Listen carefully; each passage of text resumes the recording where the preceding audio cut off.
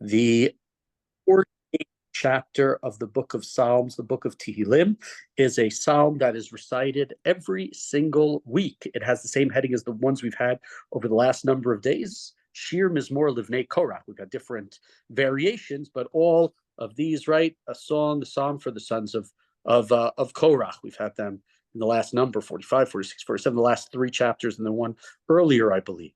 Gadol Adonai Mlual Ma'od, Be'ir Eloheinu Har Kadsho. God is great, and God is praised in the city of our God, his holy mountain. This is the psalm that's recited on Mondays at the end of Shachrit, where we talk about the psalms that were recited by the Levites in the temple. So this is the one for Monday, the Shir Shalavim Omrim, and we'll see. A lot of it has to do with Ir Elokeinu, the city of our God. The word Yerushalayim, though, is not going to be used. We'll have this word in a moment. Well, let's read the third verse. Yefei nof misos kol haaretz, har Tzion yarketei tzafon, kiryat melech rav. Beautiful in height, it is the joy of the sos of the whole earth. Mount Zion, and that's a term that we have more often. Zion, we know one of the names of Yerushalayim is Zion.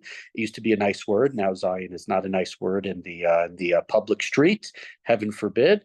The sides of the north, the city of a great king. So when it says the sides of the north, it refers to Har HaMoriah, which is the north of Zion, which was David's city. We call it Ir David, Yerushalayim. We know we just talk obviously today. We have the old city, the new city, where was David's city and David's palace, and so based upon where Ir David was, Har HaMoriah, the Temple Mount, is to the north of that, and that is what it refers to. There are people who point out here that the idolaters thought that the gods live in the north. Maybe they do. I have no idea.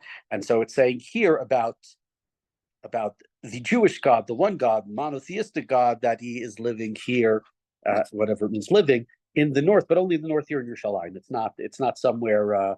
It's not somewhere up in the the North Pole or something with Santa. Continuing verse 4, Pasuk Dal, Elohim ba'armanoteha noda limiskav. In her palaces, God is known as her fortress, right? So in the palaces of Jerusalem, in the palaces, right? Everybody knows that this place, who is the real king here for the Jewish people, which is God. Ki enei hamlachim noadu avru yachtav. Because the kings were assembled, they passed together. And this is some sort of incident. It's not clear exactly what it is, where kings invited each other to assemble in Yerushalayim, and it's not clear what we're talking about historically. If it's a real historical event, it's a mythic event. If the kings came to wage war together on Yerushalayim, if the kings came for some, conclave of wisdom with Solomon, we have no idea what it's referring to. But somehow, what we're having here, of course, is the recognition of kings, of the King of Kings, of God, of a supreme being above them. Continuing in Pasuk Vav, Hema Ra'u King Tamahu Nivhalu Nechpezu. They saw and they were astounded. They were frightened and they became confused. Right, so it's too much. The more they saw, the more shocked they were, the more surprised they were, the more impressed they were. Is that sort of sense of what is what's going on. Word tachpazu here is an interesting word. Very often means like chipazon, like in a rush. Other places it can mean other things related to sort of like tremble. So different ways of understanding the word. If we take it as chipazon, it's not that they were confused or astounded or surprised or impressed, but that it was so great and so awesome and so above and beyond comprehension that they actually ran away. B'chipazon, like the Jews. That's the term that's used, the word that's used for the Jews leaving Egypt. B'chipazon, in a rush. Continuing in verse 7, Pasuk Zayin, Re'ada achazatam sham hil kiyoleda. Trembling took hold of them there. They were anguished like a woman in travail. Right, a woman giving birth. Very often we have that sort of description of maybe the most difficult time that a person can have, most difficult pain. The biggest surprise is recalling a woman in birth because of the great pains of labor. Beruach kadim tishaber oniot Tarshish, like an east wind that breaks the ships of Tarshish. So this is referring to what started off in the verse previously about this ra'ada, some sort of trembling, this incredible wind. And it's hard not to think of sort of like a Har Sinai sort of idea where we have thunder and lightning and all of this, all of this sort of stuff that's going on. And so here too, Jerusalem, it doesn't mean necessarily that it was like a hurricane and it was all windy and everything, but that like the wind, they were so surprised, they were so shocked. It was so crazy. It's like when you walk, all of a sudden you're walking and then there's some, I don't know, a windstorm that happens. The Oniot Tarshish. What are the Oniot Tarshish? So there are those who say that it's they were these huge boats which would sail great distances. Others say that Tarshish is a place that was very, very far away, and it's trying to say how great sort of the wind was, that it was a place that was so far away. But either way, obviously it's describing and discussing this the shock of this experience that these kings have coming to Yerushalayim and experiencing God. Continuing verse 9, pasuk tet, kasher shamanu kein ra'inu bir Adonai tzvaot bir Elohim yichonena ad olam. We heard and we saw in the city of God, the city of our God, God establishes it forever.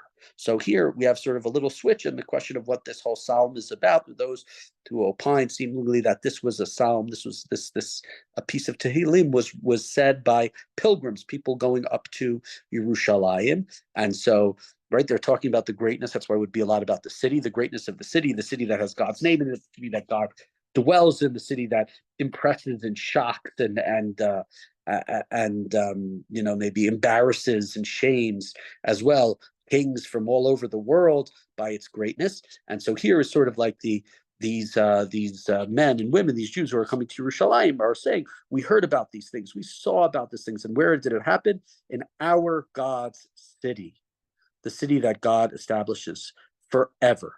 And this is an idea within Jewish life, right? We read long time ago about the Mishkan in Shiloh, which stood for about 370 years, and it was destroyed. And that was the end of Shiloh as being perhaps the temple and the center point of the Jewish people. Later on, Jews go to Yerushalayim, the first Beit HaMikdash, second Beit HaMikdash, and the idea that Jerusalem is still the city of God.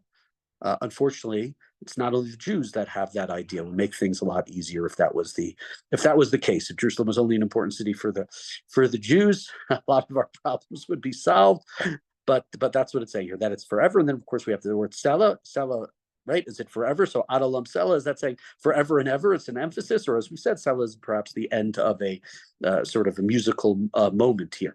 Continuing verse 10, Diminu Elohim chastecha bekerev heichalecha. We think, God, about your chesed, about your kindness in the midst of your temples. Here we talked about God as being grand and awe and great and mighty, but we're turning from that to now the idea of God's kindness, which is much more significant.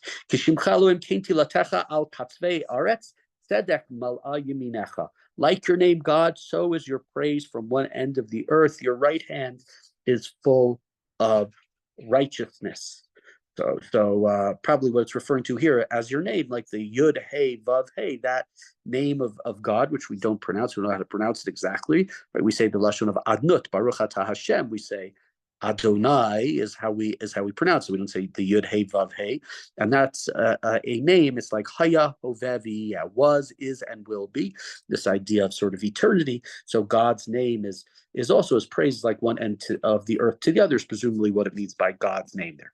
Continuing, pasuk Yud Bet, Yismach Har Tzion Tagel Mebnot Yehuda Leman Mishpatecha. Mount Zion again. We're talking about it, but we don't have Yerushalayim. We have Tzion. Mount Zion should rejoice. The daughters of Judah shall be glad on account of your judgment. Sobu Tzion v'hakifua sipru migdaleha. Walk around Tzion, third time, and encircle her. Count her towers. Right, walk around it. See how great it is. See how beautiful it is. See how this is the city that is apt for God. Shitu libchem lechela pasku armenotel leman tisapru l'dor acharon. Consider her ramparts. pass through her palaces so that you may tell it to the next generation, right? You never know, unfortunately, in life, from one day to the next. The Jerusalem is here, the city is, and then we know, of course, that it wouldn't. So this is something that we should have, the memory of forever. This is something, we saw Jerusalem in its splendor. Post temple, we have a lot of stuff like this, the nostalgic sort of, anybody who didn't see the Simchat Beit HaShoeva, I don't know if we mentioned this a couple of days ago, anybody didn't see the great festival that happened on Sukkot, didn't see such a great festival in their entire lives. They didn't see such joy their entire lives. It was so great, it was so grand, it was so beyond what anybody else could happen. So this is what's said. This is what you could see, understand that maybe that's what it said here. See how great it is, see how wonderful it is. Something also related to that, which we will see in the book of Ezra, when the second temple is rebuilt, there is screaming and screaming and crying. And the book says it's unclear if it's joy or if it's sadness. I don't remember the exact words. And it's probably the way it's understood, unless it says it explicitly, which I don't remember, is that it's both. The young Jews who now see their temple rebuilt are joyous and happy. The older Jews who were still alive when the first temple were rebuilt, or some of them were crying, but not out of joy. They were crying, saying, this is a temple, because the second temple was not, at least at first, later on with Herod, yes, but at first was much smaller, not as grand, not as beautiful as the temple of Shlomo. So sometimes the nostalgia going back and whatnot, and what's the Dor Acharon, what's the later generations going to see. So a lot of this about understanding the greatness of the city and seeing, passing that on. And then we conclude, Kizeh Elohim Eloheinu Olam Va'ed, for God, this is our God forever and ever, and He leads us al mut. This word, we've had this word before. It's not clear what it means, and we have this all the way back early on, and probably al mut may mean some sort of instrument. So it really would be hu yinhagenu. And then Almut maybe was a musical somehow accompaniment, or some sort of tune that was played at the end, or maybe some sort of the guitar came in. I don't know exactly how to describe it. The words Almut literally mean on death, right? That doesn't seem to make a sense that God will lead us forever and ever. He leads us on death to death. Doesn't mean He will pass by death. He'll overcome death because God lives forever. It's hard to understand exactly how to end these, how the end of this passage means. To me, the understanding is much more of this sort of being the end of the musical accompaniment. But here we see passage. We read it every single Monday, every single day. The Gemara says that this is, these were the psukim of the Leviim, and again, it's a psalm that is very much centered on Yerushalayim, the significance of Yerushalayim.